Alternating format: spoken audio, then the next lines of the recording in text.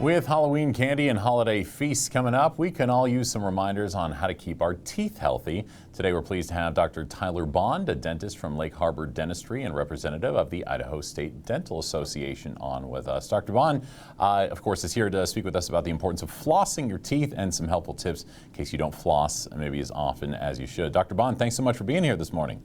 Thank you so much, Matt. I really appreciate it. Of course. So the big question that I know, obviously people don't do it enough, but why is flossing so important, and why isn't brushing your teeth good enough?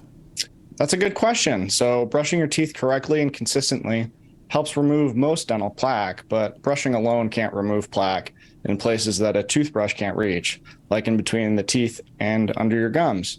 So in addition to removing plaque, flossing also helps remove bacteria and food that gets stuck in between the teeth and underneath the gums, and helps polish tooth surfaces and controls bad breath. Flossing daily is best, but any flossing is better than none. I routinely tell my patients that if you only floss the teeth that you want to keep. So it's critical to remove the food and bacteria, or else that dental plaque can form, which is more difficult to take out, and you essentially have to have a hygienist remove it. It's going to make me floss right there, I'll tell you that. Right? Yeah, we can tell if you're basically not brushing or flossing, we can tell. Okay. And when I was in the service, we'd routinely see Marines who forgot to brush their teeth and forgot to bring a toothbrush on a field exercise or a deployment. And so they'd have to pay for it, getting a therapeutic cleaning, which requires a healthy dose of local anesthetic. Oh my gosh, all right. Now how about this? What age would you say kids should start flossing?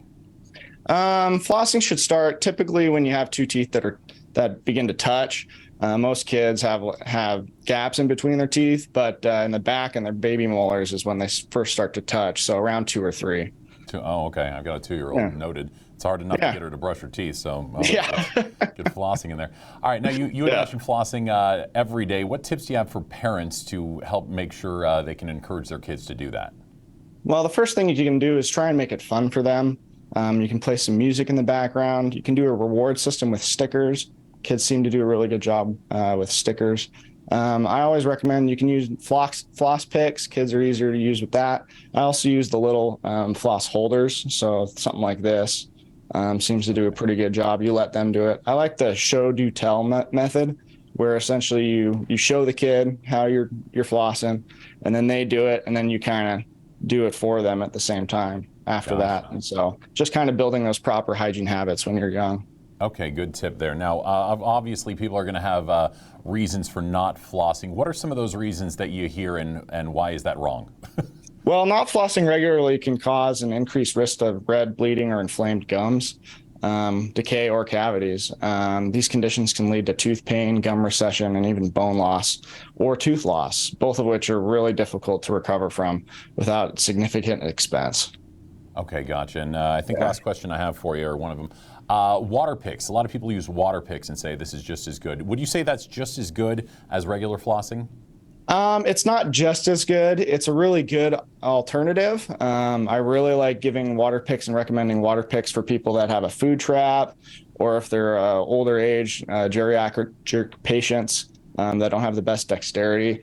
Waterpik is a great source, but nothing's better than traditional floss. Gotcha. All righty, sir. And we're out of time, so last question for you. If anybody wants more information on this, where can they go?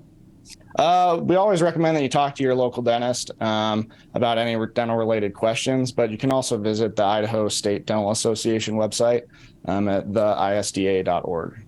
Perfect. All right. My guest today has been Dr. Tyler Bond with Lake Harbor Dentistry. Thanks for being here. Thank you.